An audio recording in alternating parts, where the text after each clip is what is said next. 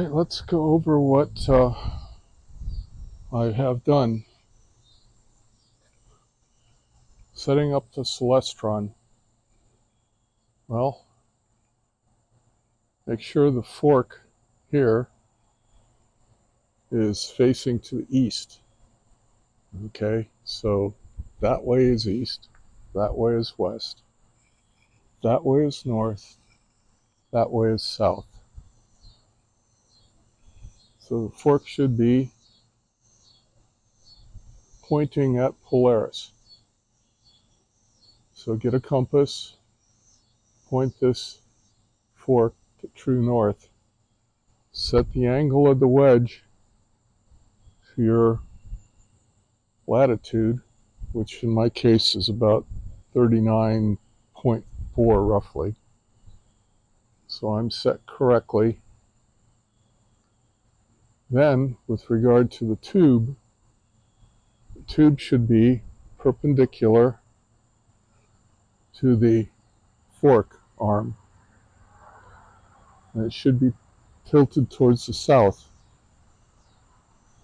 Now, basically the astro finder, if you have one,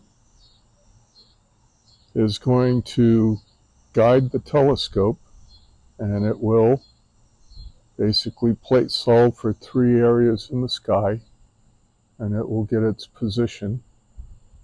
And from those measurements, you can start doing polar alignment. As long as you're within 5 degrees of Polaris,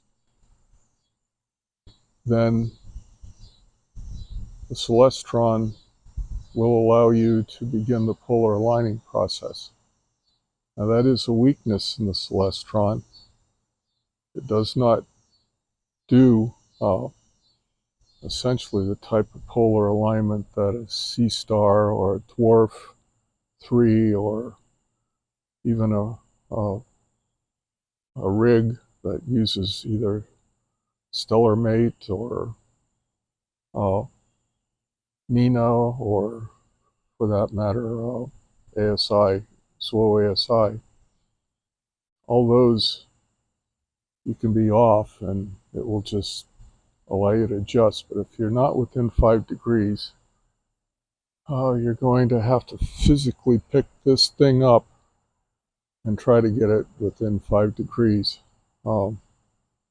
This weighs, well, my outfit with the wedge and everything added on will weigh about 65 to 70 pounds, so that's not going to be an easy job to just pick it up and rotate it to get within 5 degrees, but you have to do that.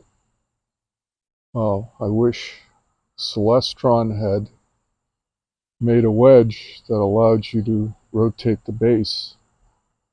That would have made life easy, but that's neither here nor there. We don't have that feature, so you do what you can. You just align as best you can, use a compass, and at night you can identify Polaris. It's still not dark enough to see it, but I know it's going to be about right there. So I'm pretty much set up to point right at it. I should have no issues, but we'll see when we go through the procedure. Other than that, what we have to do is sit and wait. The next step will be when it's dark enough, and provided some of these, I have a very sparse cloud cover. As long as it doesn't block anything, it should be fine. I know the clouds are supposed to pretty much clear later, but at about an hour from now, I think we'll be all right to be able to do the polar alignment process.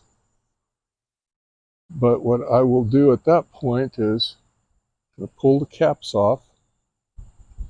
So I'll do that for my Astro Star Sense, the Astro Guide, star sense, and I'll pull the cap off the Celestron. I'll start the initialization process. The scope will figure out where it's at. And then if everything works to plan, which I'll show you because I plan to record my screen on my iPad, you'll see how we'll go through the polar alignment procedure. At this point, there's nothing much we can do but wait. Maybe about another hour. It's almost getting dark enough. But as you can see in the camera, we still have a bit of twilight.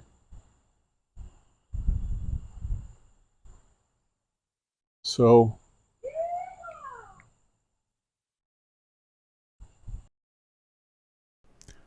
the next part of this video is going to be the actual process of doing polar alignment. The first thing that happens is the telescope will go through an alignment procedure, and as it does that, it fixes its position and it knows where it's at. That's the beauty of the Celestron. After it knows where it's at, then you could do a polar alignment and it will tell you how far you're off. If you've done everything with proper alignment, making sure you're within 5 degrees of Polaris, then basically it's a matter of just adjusting the altitude and azimuth. As you'll see in this video, the remainder of the video, I'm going to go ahead and do that, and I'll be able to get very close to polar alignment. So enjoy.